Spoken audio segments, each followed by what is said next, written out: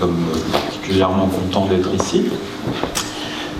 C'est une ponctuation importante pour nous, comme on a dit, c'est une enquête qui a duré un certain temps, c'était un certain challenge pour moi et pour mon camarade et collègue Lou Wolf, et puis pour l'équipe qui nous a accompagnés.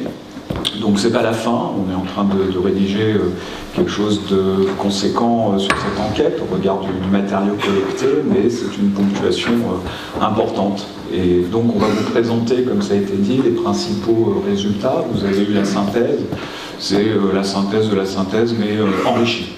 Voilà. Donc on va vous présenter ces résultats. Tout d'abord, on va passer assez rapidement, parce qu'on n'est pas là pour parler de la méthode. On va vous présenter le dispositif. C'est un dispositif d'ampleur, comme ça a été souligné. C'est un dispositif qui était ambitieux. C'est un dispositif qui rassemble 13 institutions musicales à Paris et en région. Je vous fais l'économie de la lecture de toute la liste, mais elle est complète et vous l'avez dans la synthèse. Donc on a un espace, géographiquement, au niveau des configurations des différentes institutions, on a un panel qui est quand même vraiment très très riche et permet de donner de la robustesse à ces analyses. Surtout, on a une enquête qui couvre la saison 2013-2014 et avec 234 représentations qui ont été couvertes au total dans toute la France. Ce qui nous donne, au niveau du questionnaire, une base de sondés de 11 400 personnes, spectateurs enquêtés, et puis la réalisation de 125 entretiens. Donc on a mobilisé aussi bien les méthodes quantitatives que les méthodes qualitatives. Enquête d'ampleur, c'est bien, parce que ça permet d'avoir des résultats qui sont robustes, et puis les méthodes se répondant de façon, comme on fait en sciences sociales, les méthodes quantitatives et qualitatives se complètent et permettent vraiment d'approfondir les problématiques, de comprendre comment tout cela fonctionne. C'est ce qu'on va vous présenter. Le premier enjeu pour nous dans cette enquête, ça a été de travailler en sociologue, c'était la demande, je vais dire spontanément un peu iconoclaste, mais de l'AFO, qui a bien insisté sur ce point. Alors ça tombe bien, nous sommes des sociologues, on nous a demandé à travailler en sociologue, les orchestres tirant un petit peu plus vers des questions de communication et autres, ce qui est tout à fait naturel. C'est une question importante parce que travailler en sociologue, ça veut dire aussi s'interroger sur la réalité, ça veut dire, pour ceux qui ont fait un peu de sociologie, le combattre les prénotions, arriver sur le terrain les vierges de toute idée a priori, et c'est ce qu'on a essayé de faire. L'enjeu, c'était d'analyser les caractéristiques du public et puis analyser les raisons de la fréquentation des concerts. Jusque-là, on est dans des problématiques qui sont assez classiques, mais surtout, le deuxième enjeu, ça a été pour nous de ne pas minorer les lignes de fragmentation du public, d'être très soucieux, très attentif aux fragmentations, aux dynamiques internes en fait, qui structurent ce public. On n'est pas venu spontanément à cette idée, ce n'était pas un postulat de départ. Le postulat de départ, c'était le premier enjeu. Ce deuxième enjeu, il s'est imposé à nous progressivement en faisant en fait les enquêtes de terrain, en allant chez les gens dans les différentes villes de France et en constatant, premier constat empirique, visible, d'observation quasiment, qu'on avait vraiment des univers très très différents, des gens très très différents, des histoires de spectateurs très très différentes, et on a commencé à travailler cette dimension-là avec le matériau qui était le nôtre, nos entretiens, et deux, la chance d'avoir une base de sondés qui est extrêmement conséquente puisqu'on approche les 12 000 répondants.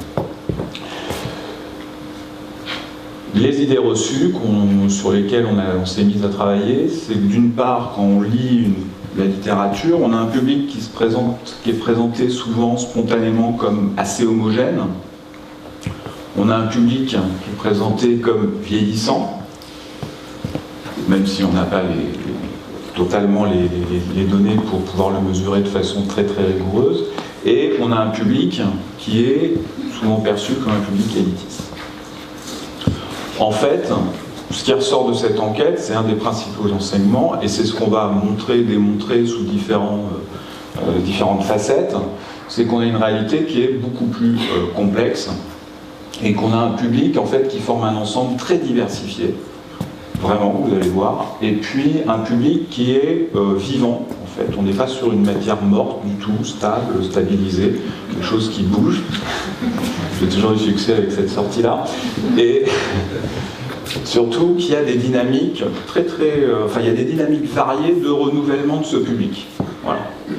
Et donc, c'est ce qu'on va essayer de vous montrer dans les prochains slides. Avant ça, je vais laisser la parole à Lou qui va vous parler du champ de l'enquête. Oui, alors quelques mots pour vous préciser de quoi on va parler aujourd'hui, enfin en termes de résultats. L'enquête, comme vous avez pu le comprendre, a porté sur des spectateurs qui assistent à des représentations données par l'une des 13 institutions partenaires. Donc c'est par définition une enquête qui porte sur des publics, au moins très occasionnels, sur des personnes qui viennent au concert au moins une fois dans leur vie. Je le dis aussi pour les discussions qui ne nous manqueront pas d'avoir, on laisse complètement dans l'angle mort la question importante, ancienne, des non-publics. Une autre caractéristique importante, l'enquête portait sur les publics âgés de plus de 18 ans, bon, pour des raisons légales et de facilité d'administration de l'enquête. Et donc les résultats, la plupart des résultats portent sur ces publics-là, âgés de plus de 18 ans, sachant qu'il y a une exception, en début de présentation, on va vous présenter des éléments sur les âges des publics, où là on a pu redresser et intégrer, y compris les publics âgés de moins de 18 ans. Voilà. Afin de travailler aussi sur un objet commun aux différentes institutions musicales, on a décidé de travailler sur les concerts donnés dans le cadre de l'offre payante standard. On exclut donc les concerts jeunes publics, les concerts gratuits, enfin tous les concerts qui sortent un petit peu de l'activité normale, entre guillemets, des institutions. Et par contre, pour être clair, on inclut bien dans le dispositif les concerts donnés dans ce cadre-là, mais hors les murs. Cette exclusion des concerts jeunes publics gratuits, etc., bien sûr, a une influence importante par exemple, sur la composition des publics, la présence des jeunes publics, puisque, par définition, ces offres-là sont des offres qui sont plus ouvertes à des publics différents. Nous aurons l'occasion d'y revenir, mais dans la synthèse, je crois que vous avez des éléments en fin de synthèse sur ces publics, sur ces concerts jeunes publics. Enfin, l'enquête porte sur l'ensemble des publics de la saison 2013-2014. Donc tous ces publics pris comme un tout. Et donc, ça a une incidence sur les résultats, notamment le fait que les publics qui ont tendance à venir plus souvent en concert, donc qui sont venus 10 fois en 2013-2014, vont compter plus que les publics qui ne viennent qu'une fois, puisqu'ils seront comptés 10 fois dans l'échantillon. Voilà. C'était là aussi un choix délibéré qui était de travailler sur le stock de public dans une saison tel qu'il se présente dans les salles, en prenant en compte l'éventuelle récurrence de leur venue. Alors ça a un impact là aussi sur, bien sûr sur la structure des publics qu'on observe, et donc un premier résultat pour vous donner une idée de cet impact. Ici vous avez le nombre de concerts auxquels les 30-49 ans vont en moyenne dans une année. Donc en pourcentage, la répartition. Et vous avez la même répartition chez les 50-74 ans. Et donc vous voyez ici une part des publics de 30-49 ans qui vont à plus de 10 concerts dans une saison, très inférieure à la part des 50-74 ans qui vont à plus de 10 concerts. Et donc, mécaniquement, notamment en termes d'âge, dans le public que nous observons et sur lequel nous allons vous présenter des résultats, on a un poids important qui est donné au public âgé, non seulement parce que ce sont des publics, on va le voir, qui viennent souvent, mais c'est aussi parce que ce sont des publics qui viennent souvent dans une saison. Voilà. Alors justement, pour parler des questions des âges des publics, l'enquête, et donc là, le champ porte sur tous les publics, y compris les moins de 18 ans, nous permet de mesurer un âge moyen de l'ensemble de ces publics dans la saison 2013-2014 à 54 ans, un peu plus de 54 ans. Un âge médian de 63 ans. Alors, âge médian, c'est l'âge qui coupe en deux la population. Donc, on a 50% des publics qui ont moins de 63 ans, 50% des publics qui ont plus de 63 ans. Alors, pour vous donner une idée de ce que représente cet âge, nous sommes allés chercher les résultats de l'enquête sur les pratiques culturelles des Français, dont les 2 dernières éditions donnent un âge moyen des publics en 81 à 41 ans et en 2008 à 51 ans. L'âge donné par notre enquête est donc dans la continuité de cette progression. Alors, sachant que la comparaison est un petit peu délicate, comme je viens de vous le dire, dans la mesure où nous travaillons ici, dans l'enquête sur les publics, sur l'ensemble des publics d'une saison, alors que les enquêtes pratiques culturelles des Français portent sur les publics qui viennent au moins une fois dans l'année à un concert de musique classique.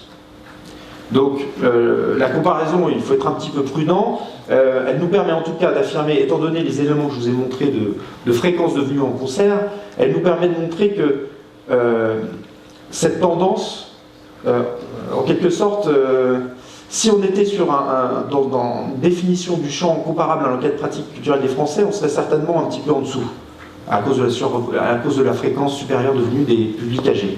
Enfin voilà, en tout cas, on est dans ces ordres de grandeur et dans une continuité de progression des âges. Parallèlement, une donnée démographique qui n'est pas inintéressant à avoir en tête, le vieillissement de la population française. Donc ici, j'ai pris les personnes âgées de 15 ans et plus. Voilà, où on voit que parallèlement à cette tendance au vieillissement qu'on observe sur les publics des orchestres, un vieillissement observé également de la population, à un rythme inférieur. Alors l'enquête permet de voir un peu plus finement comment se composent les publics en termes d'âge. Et donc vous avez ici la proportion des publics en fonction de leur âge.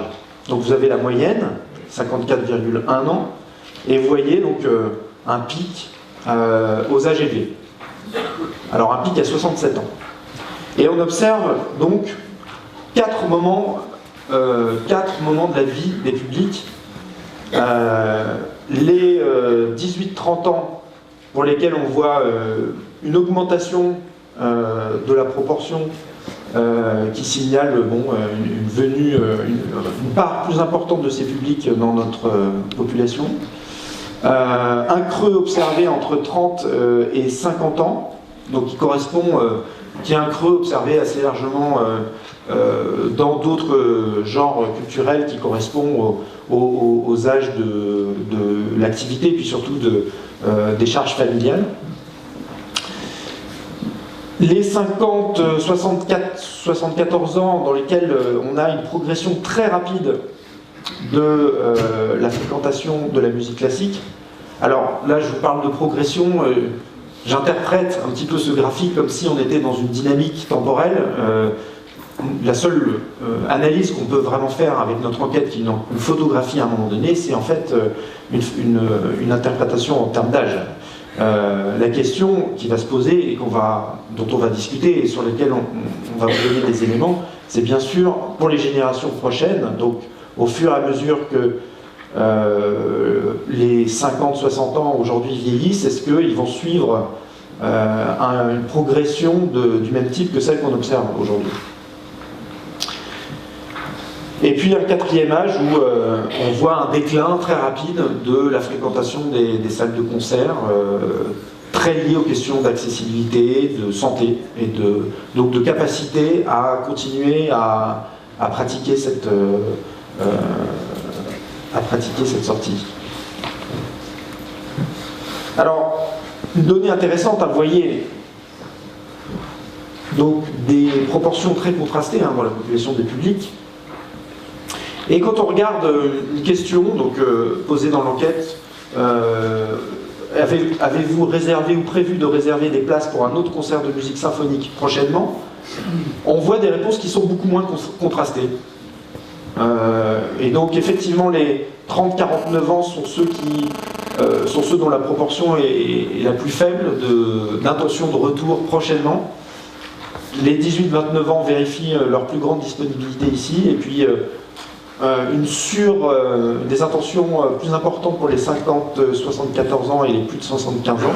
Et vous voyez des écarts assez faibles finalement, alors qui renvoient très certainement à une temporalité du prochainement qui n'est pas la même, une disponibilité, une capacité à effectivement faire advenir ce prochainement dans un temps court. Mais en tout cas qui montre que de ce point de vue, on a une forte dissociation entre les écarts observés entre la pratique effective et les intentions. Alors les origines sociales des publics, je repasse la parole à Théo. Alors, sur ce premier point donc, de l'âge, ensuite on a étudié les origines sociales, qui sont aussi un des grands sujets dans le domaine qui nous intéresse. Alors l'enquête qui a été réalisée, elle n'infirme pas les travaux existants, qui soient plus régionaux, c'est-à-dire sur certains orchestres ou sur certaines zones géographiques. Donc on confirme plutôt un certain nombre de tendances. En revanche, on les enrichit. La confirmation, ça se voit sur les origines sociales des publics. La confirmation qu'on a, c'est qu'on a un public qui appartient majoritairement, vous allez le voir, aux catégories sociales supérieures. Toutefois, on a une population, un enseignement, une population de non-cadres qui est de 48,5% dans l'enquête. On est loin d'être sur des parts résiduelles. Et donc, on essaie d'en tenir compte. On le voit ici, on a les cadres ou assimilés, alors qui englobent un peu plus que les cadres, qui est de 51,5 et nos non-cadres à 48,5. Et ensuite, vous avez le détail où on voit que ces non-cadres sont essentiellement composés de professions intermédiaires à hauteur de 23%.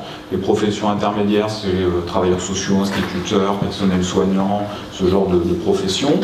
Et puis, on a beaucoup moins d'ouvriers ou d'employés, on est à 10%, une part significative quand même d'étudiants.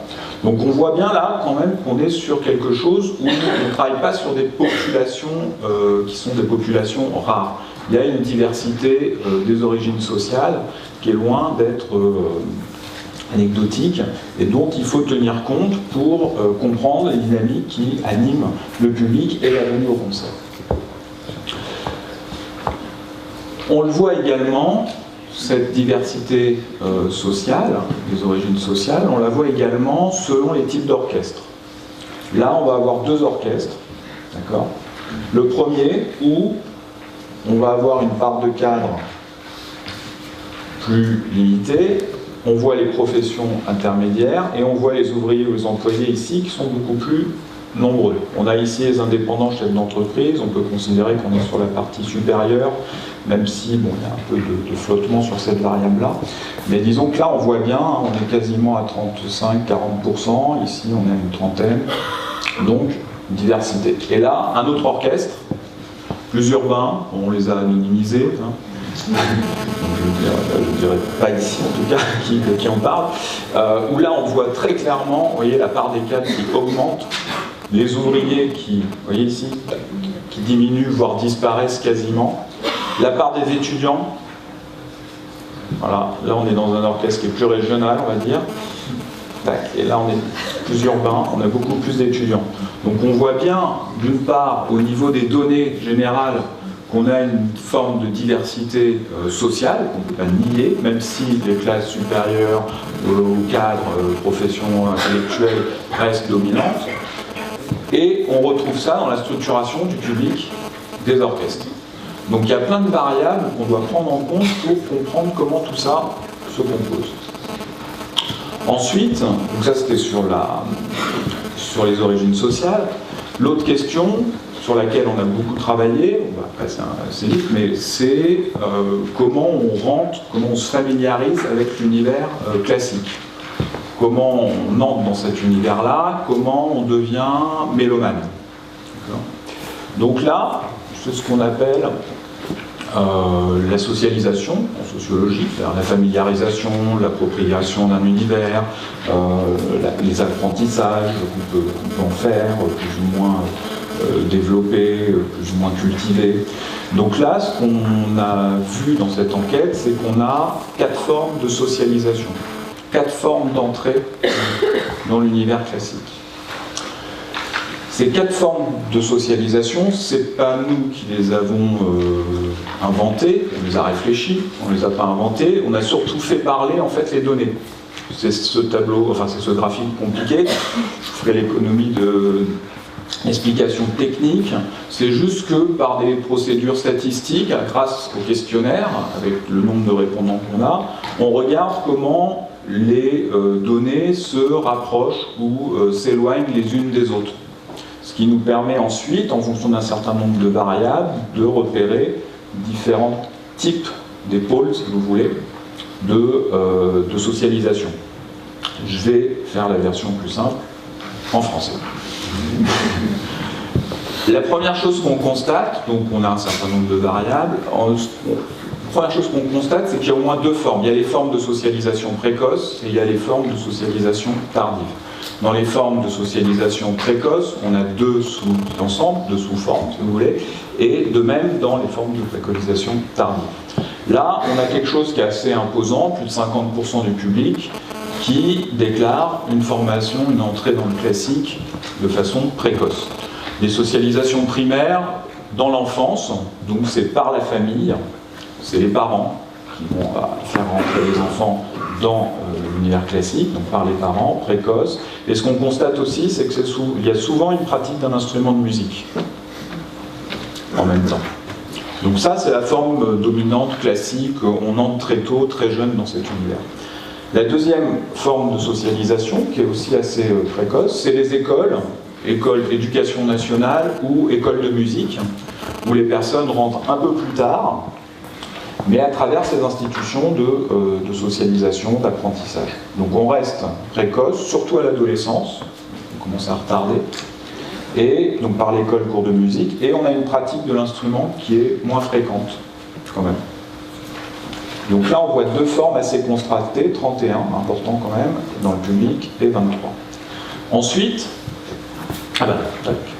là, ce qu'on voit, c'est notre socialisation dans l'enfance, notre socialisation par l'école. Quand on regarde les 2 graphiques, on voit que c'est relativement similaire. On a une légère, 5 points, différence sur les professions intermédiaires qui tendraient plus vers la socialisation via les institutions que via la famille. Dans tous les cas, on a nos cadres ou assimilés qui restent très présents dans ces formes-là de socialisation. Ouvriers employés, beaucoup plus rares. Donc là, une forme de stabilité quand on croise la familiarisation à l'univers classique et les origines sociales. Les formes plus tardives, c'est ce qu'on appelle dans notre jargon la socialisation secondaire, ça va bien plus tard. Elles représentent, vous voyez, quand même beaucoup de monde, puisqu'on a 44%. C'est-à-dire qu'on a 45% de l'échantillon du public qui rentre et qui se familiarise à l'univers classique à l'âge adulte, voire plus tard. C'est une donnée qui, je pense, pour les acteurs institutionnels que vous êtes, est une donnée importante pour travailler avec le public et attirer le public. Socialisation secondaire, donc d'initiation au début de la vie adulte. On voit l'influence des proches ou d'un ami, voire quelques profils très autodidactes, mais ces autodidactes un peu particuliers, qui baignaient de façon, la plupart du temps, très informelle, avec une écoute de la musique classique assez distante, du type ma mère écoutait la radio. Voilà. Donc, un jour, je rentre dans la carrière de spectateur, beaucoup plus tardivement. Et disons, voilà, et là aussi, ce qu'on remarque, pratique instrumentale rare. Et là, c'est un enseignement assez intéressant de cette étude. On a une autre forme de socialisation qu'on a qualifiée de socialisation secondaire inversée. La socialisation secondaire inversée, c'est des gens, 11%, qui entrent dans l'univers classique par l'influence de leurs propres enfants. D'où l'inversé. Alors c'est pas forcément... c'est des personnes qui sont plus âgées, ils peuvent être autonomes par rapport à leurs enfants. Ça ne veut pas dire qu'ils vont, puisque vous avez vu le champ de l'enquête, on n'est pas sur les pratiques éducatives, ils ne vont pas plus aux concerts éducatifs, de découverte, etc. Ils y rentrent dans l'univers classique par les enfants et après ils mènent leur vie autonome de spectateurs. On verra ça tout à l'heure. Initiation tardive, pratique d'instrumental très très rare. Donc on a vraiment 4 portes d'entrée dans cet univers, 4 portes d'entrée dans le spectacle qui sont donc précoces, voilà, les formes classiques, attendues, qu'on connaît, les formes d'initiation, et puis des formes beaucoup plus tardives, c'est-à-dire que c'est un univers dans lequel on peut rentrer à chaque âge de la vie. Même graphique, mais avec notre socialisation secondaire et notre socialisation inversée. Et là, on voit que c'est beaucoup plus parlant. D'une part, on voit que les cadres assimilés sont loin d'être en retrait, au contraire, on est à 55% de cadres. Il peut tout à fait y avoir, même avec un certain bagage culturel, des dynamiques de rattrapage culturel à partir d'un certain moment, qui font qu'on rentre finalement assez tard dans l'univers classique. On voit nos professions intermédiaires qui montent par rapport au graphique des formes de socialisation précédentes.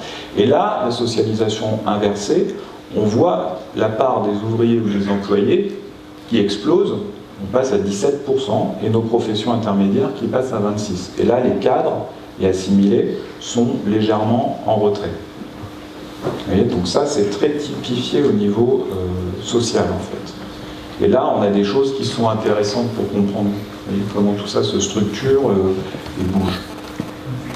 On retrouve ici nos 2 orchestres et les socialisations des 2 orchestres. Je reviens en arrière, pour rappel. Notre orchestre plus régional, avec beaucoup d'ouvriers, beaucoup de professions, cadres, un succès en termes de diversité sociale, on peut le dire. Ici, notre orchestre avec la moitié de cadres, plus les indépendants chefs d'entreprise, beaucoup d'étudiants, et on voit la part massive ici de la socialisation, vous voyez, précoce, le secondaire inversé qui est beaucoup plus rare, et dans l'orchestre qui est beaucoup plus diversifié socialement, le secondaire inversé qui est imposant, et le secondaire, vous voyez, on a une inversion complète de tendance, si vous voulez. Donc on voit bien que, enfin les analyses, là on travaille que sur 2 orchestres, hein, voilà, on peut faire des grands types d'orchestres, mais qu'il y a des dynamiques qui sont complètement contraires, contradictoires, enfin on est loin d'être sur quelque chose qui a un bloc sans fissure, homogène, avec des dynamiques explicatives assez simples. On est dans un univers, c'est pour ça que je disais complexe au début, et surtout très vivant, ça bouge beaucoup. Et là, vous avez commencé à voir... Je vais rappeler les éléments que vous venez de voir, hein, parce que vous allez voir que ça a une implication importante sur ce qu'on peut observer en termes de lien entre la question de la diversification des publics et la question des âges des publics. On a vu que les publics non cadres n'étaient pas rares, 48,5% des publics. On a vu que ces publics sont plus souvent socialisés tardivement à la pratique musicale, à la pratique de l'écoute musicale en concert. Et donc, ces publics non cadres sont en moyenne plus âgés. Et donc, ça c'est quelque chose qu'on observe en regardant le détail, en regardant orchestre par orchestre la composition des publics. On voit qu'une plus grande diversification sociale des publics se traduit souvent, c'est pas systématique, mais c'est très souvent, par une moyenne d'âge supérieure. Et à l'inverse, les orchestres qui ont les publics les plus jeunes sont souvent les orchestres qui ont les publics les moins diversifiés. C'est ce qu'on vous propose d'appeler l'injonction contradictoire du rajeunissement et de la diversification. Alors une illustration, encore une fois, on retrouve nos 2 orchestres. Donc l'orchestre plus régional, moins cadre, et l'orchestre plus urbain, grande ville et cadre. En termes d'âge, vous avez un âge moyen de 55,3 ans, donc supérieur à la moyenne nationale pour cet orchestre, plus diversifié, et une grande rareté des publics de 18-35 ans, 3,8% des publics. Et donc le deuxième orchestre, alors un âge moyen inférieur, 52,1 ans, et surtout 22,4% de 18-35 ans. Alors vous voyez, la différence, là, 55 ans, 52 ans peut paraître relative, elle est importante en réalité. Ces 3 années de moyenne, ça fait quand même une différence importante, et on le voit notamment dans ce pourcentage-là. Pour ce public-là, ce qu'on observe, c'est une surreprésentation des publics jeunes et une surreprésentation des publics très âgés, pour des raisons certainement d'accessibilité. Ce qui fait qu'on a une moyenne qui reste assez proche de la moyenne nationale, mais en fait on a un public très contrasté et très tiré entre ces deux pôles. Et là, donc, le graphique qui représente les 13 institutions musicales anonymisées, dans lequel vous avez en abscisse la proportion des publics âgés, donc de plus de 65 ans, et ici la proportion des publics non cadres. Et on voit donc une tendance, une corrélation positive, donc qui montre bien cette problématique d'injonction contradictoire. Plus la part du public âgé est importante, plus la diversification sociale des publics est importante. Voilà, je pense que c'est un élément intéressant qu'apporte l'enquête, et dans les présentations qu'on a pu faire avec les orchestres, évidemment c'est une dimension qu'on a beaucoup discutée parce qu'elle pose beaucoup d'enjeux. Je vais maintenant passer à la présentation d'une autre analyse qu'on a faite à partir, et qui bien sûr est reliée à tout ce qu'on vient de vous présenter, mais il y a un autre axe d'analyse qu'on vous propose sur la construction des goûts. Donc, au-delà de la question des modes de socialisation à la musique, regarder nos publics et essayer d'observer la façon dont ces publics expriment leur goût pour ce genre culturel. Et donc, bien sûr, voir la question en sociologue, et bien sûr, derrière, de voir comment cette construction des goûts est reliée à la question des origines sociales et à la question de la socialisation. Alors, on a utilisé un grand nombre de variables pour analyser cette construction des goûts. Beaucoup de questions étaient présentes dans le questionnaire pour essayer de cerner cette construction. Beaucoup de questions inspirées par l'enquête pratique culturelle des Français. Donc, qualifier l'intensité des pratiques culturelles. Alors, l'idée était d'étudier la construction du goût au-delà de la seule pratique musicale. Donc on a le nombre de livres lus dans l'année, le nombre de concerts auxquels on a assisté dans la saison, le fait d'écouter régulièrement de la musique à domicile, une longue batterie de questions sur des pratiques autres que la musique classique. Donc est-ce que vous êtes allé au moins une fois dans l'année au théâtre, voir un spectacle de danse, du jazz, du rock, un spectacle sportif, avec un éventail assez large de pratiques possibles. Le fait de prendre connaissance des œuvres ou avant les concerts, ou d'avoir une démarche active d'apprentissage, et des questions importantes donc, que je vais détailler maintenant, les motifs principaux pour la venue à la représentation. Donc on a ici 6 modalités dont on a demandé dans le questionnaire qu'elles soient notées de 1 à 10 pour noter leur appréciation. Est-ce que ce qui est particulièrement apprécié dans ce type de manifestation, au-delà du concert auquel on a assisté, hein, c'est une question qui porte en général sur le genre, ce qu'on apprécie particulièrement dans ce type de manifestation, est-ce que c'est l'occasion d'entendre des grandes œuvres du répertoire, donc dimension patrimoniale, est-ce que c'est l'occasion d'entendre des œuvres l'émotion suscitée par la musique, le spectacle des musiciens sur scène, l'occasion de sortir dans un bel endroit, la possibilité de partager ces moments avec d'autres et ou la découverte de nouvelles œuvres. L'analyse qu'on a proposée de ces variables est une analyse relative. Ce n'est pas les niveaux de réponse à ces questions qui nous ont intéressés. Comme vous pouvez vous y attendre, en fait, une partie importante des publics note très bien, donne une note importante à cette dimension, par exemple, l'occasion d'entendre des grandes œuvres du répertoire, ou l'émotion suscitée par la musique. Bon, c'est un effet de désirabilité, comme on dit en statistique, sur ce genre de questions. La plupart des publics savent que le discours légitime quand on va à un concert, pour justifier sa venue, c'est la question des œuvres, c'est la question de l'émotion, etc. Bon. Ceci dit, ce qui nous a intéressé, c'est les notes relatives données à ces différentes dimensions. Est-ce que ce que je vais noter particulièrement bien, c'est la dimension patrimoniale et mettre un petit peu en retrait les autres dimensions?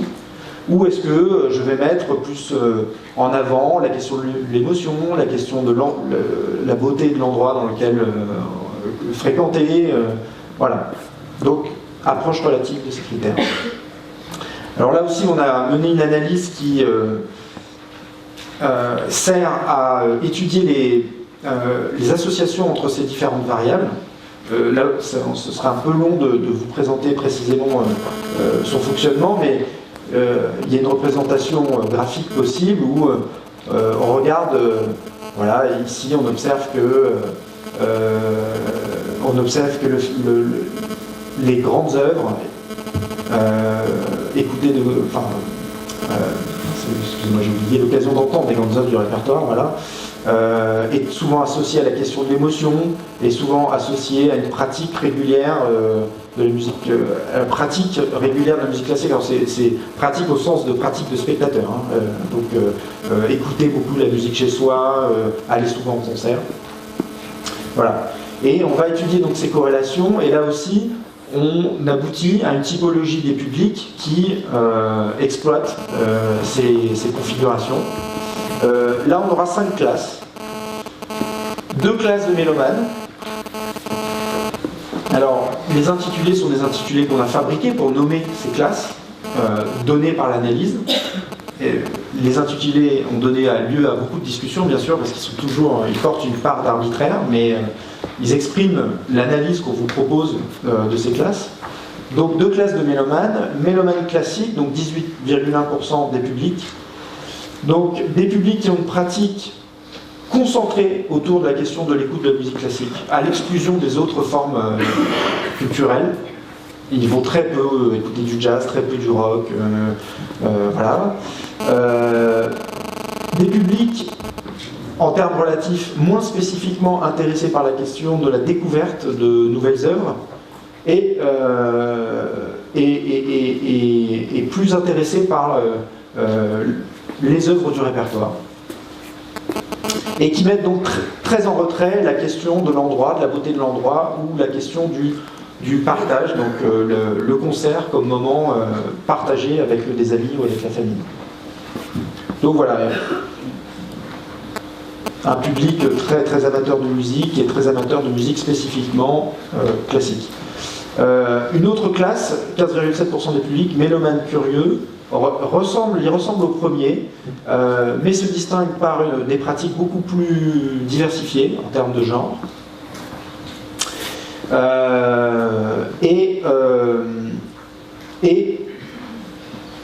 par la question de la découverte de nouvelles œuvres, ce sont des publics qui apprécient la possibilité de découvrir des œuvres qu'ils ne connaissent pas.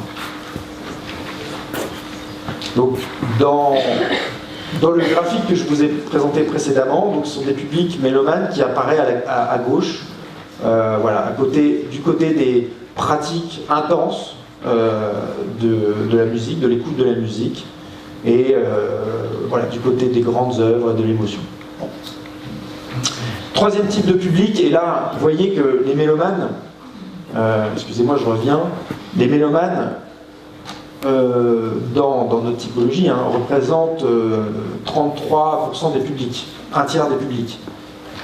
C'est une part importante des publics, mais des discussions que nous avons eues avec les orchestres, il semble que c'est une part qui est parfois peut-être surestimée dans les représentations.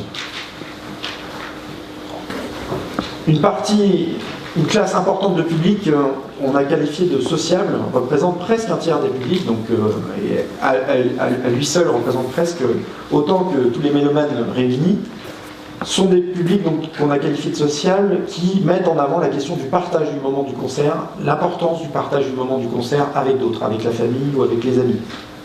Et ils sont beaucoup dans un registre de l'émotion de la musique et de la découverte de nouvelles œuvres. Ça ne veut pas dire que, bien sûr, la question du répertoire n'est pas importante pour eux. Ce que ça veut dire ici, c'est que cette dimension-là est moins mise en avant spécifiquement que les dimensions de partage et d'émotion découverte.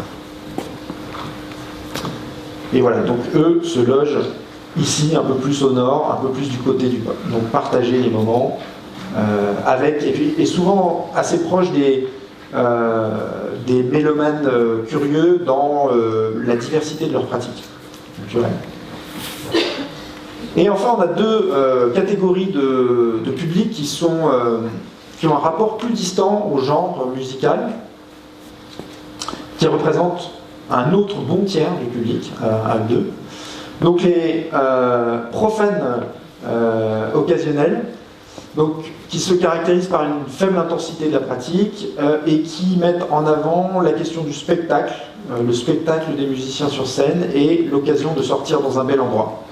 Donc ces publics-là, 15,3%, sont souvent des publics qui viennent de loin, ce ne sont pas des publics locaux.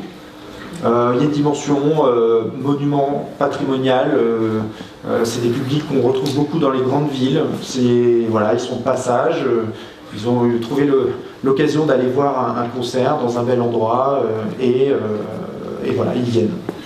Mais c'est un public assez peu fidélisé dans une salle en particulier. Et les amateurs distanciés, donc 21%, qui se caractérisent en fait par une difficulté par le fait qu'ils notent à un niveau équivalent à peu près tous les critères.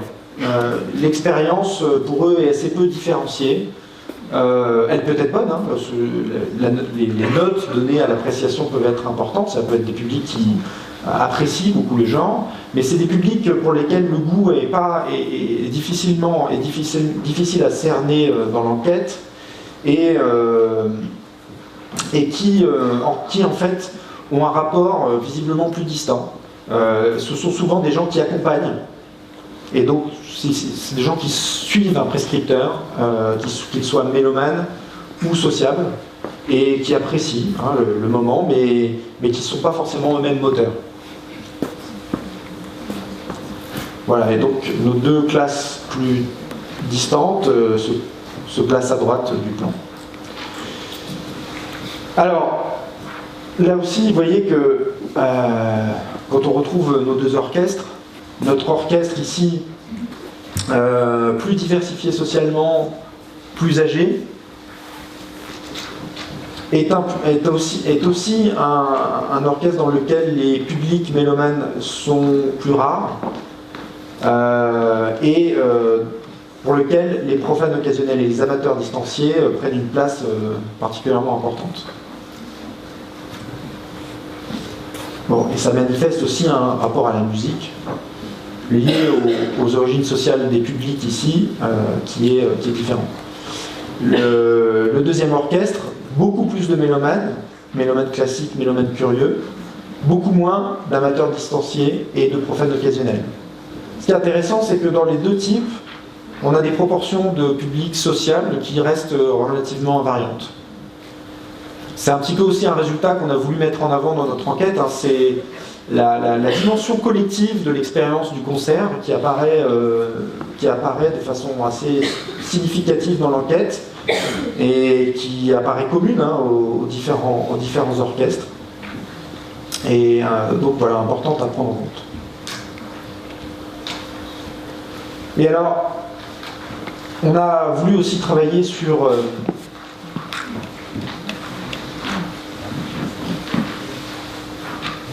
là, on retrouve les notes données a priori, enfin, quand je dis a priori, c'est ce que je vous montrais tout à l'heure, c'est en général qu'est-ce que vous appréciez dans le concert, dans une représentation.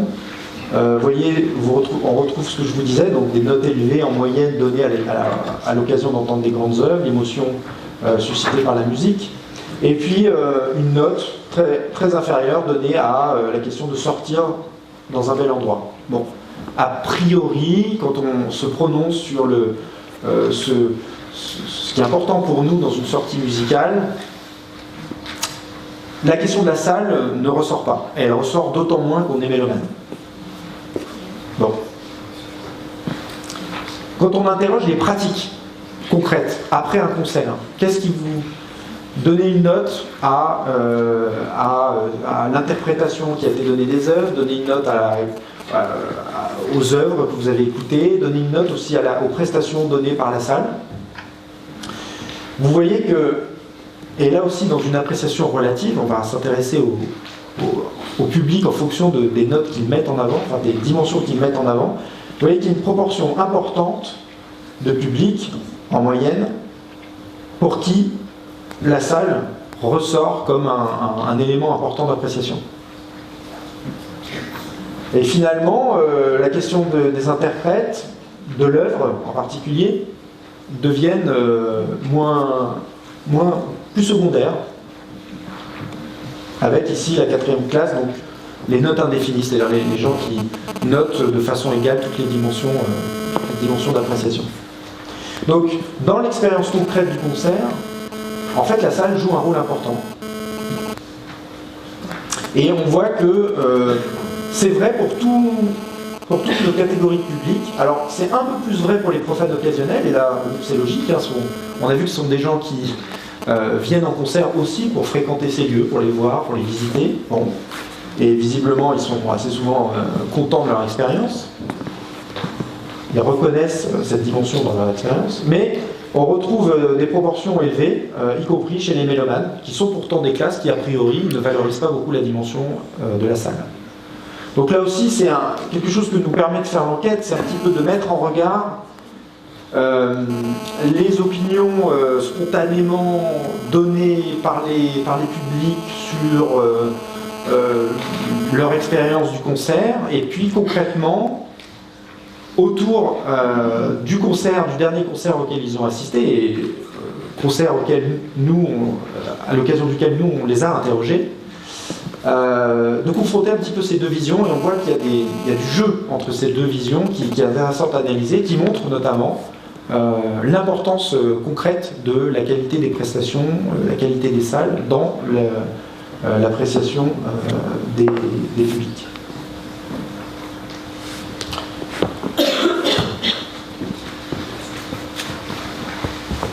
Alors, pour conclure, donc, bon, vous l'avez vu sur les principales dimensions qu'on a présentées aujourd'hui, enfin ce matin. On est sur un public qui a des caractéristiques qui sont connues. Hein, c'est ce qu'on disait au début, c'est-à-dire ça n'infirme pas les résultats des grandes enquêtes ou des enquêtes plus régionales. On s'inscrit naturellement dans cette continuité.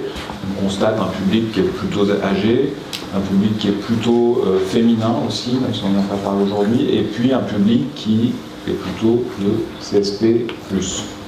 Toutefois, ces résultats-là masquent une diversité, je pense qu'on l'a démontré, une diversité qui est importante, une diversité qui ne relève pas de cas rares, de proportions rares dans les échantillons du public. D'une part, des modes de socialisation à la musique qui sont variés. La socialisation à la musique, c'est, vous l'avez compris, l'entrée dans l'univers, c'est-à-dire l'entrée dans les carrières de spectateurs notamment. Des origines sociales qui elles-mêmes sont variées, on l'a vu avec la moitié de l'échantillon, la moitié du public qui est non cadre. Et puis, quand on s'intéresse à la structuration interne de ce public, des goûts, des raisons de venir au concert, des raisons d'apprécier, qui sont également très diverses. Donc on a seulement 34% de mélomanes déclarés et affirmés. Et puis on a cet enseignement important, je pense, sur cette injonction contradictoire où on ne peut pas en fait être gagnant sur les deux tableaux, à savoir soit rajeunir, soit diversifier. En fait, en haut, tel que le suggère autant à le démontrer l'enquête, c'est soit l'un, soit l'autre. Voilà, on ne peut pas tout avoir. Voilà, quand on rajeunit, on diversifie moins, et quand on diversifie, on a un public qui tend à être plus âgé. Et puis, autre enseignement, c'est ce que Lou vient de présenter, il y a une importance structurelle naturellement de la musique. Les gens viennent écouter des œuvres, des représentations, écouter de la musique. Mais il y a, quand on arrive à questionner par des biais détournés des spectateurs, une importance, un souci prononcé pour ce qu'on peut qualifier d'écrin, c'est-à-dire le lieu où ça se passe. Alors ça peut se comprendre parce que ça conditionne naturellement le plaisir de l'écoute, le plaisir de la vue. Nous avons des kilomètres d'extraits d'entretien sur l'opéra et ses poteaux. On peut être placé derrière. Voilà. Mais bon, là c'est hors sujet, mais en tout cas les gens se saisissent des entretiens pour nous le signaler. Je leur ai signalé aussi qu'on ne pouvait pas grand-chose, personnellement. Et donc voilà, voilà, c'est quelque chose qui est important. Tout ce qui entoure l'expérience en fait a une part importante dans l'appréciation et le fait de venir et de revenir au concert. Et je peux conclure sur ces mots parce qu'on voulait laisser un temps, mais aller de façon un peu plus rapide, pour laisser un temps d'échange avec vous. Je conclurai juste par ces mots. On remercie la faute de nous avoir fait confiance. C'était pas gagné au début, mais ils nous ont fait confiance. Et on les remercie surtout. Je crois que voilà, on a démontré qu'on avait été capable de le faire. On était assez sûr dès le début, mais bon, voilà. Surtout d'avoir pu faire une si belle enquête, parce que c'est assez rare dans une vie de scientifique de pouvoir travailler sur avec une enquête d'une telle ampleur, et on espère que cette enquête vous sera utile, naturellement.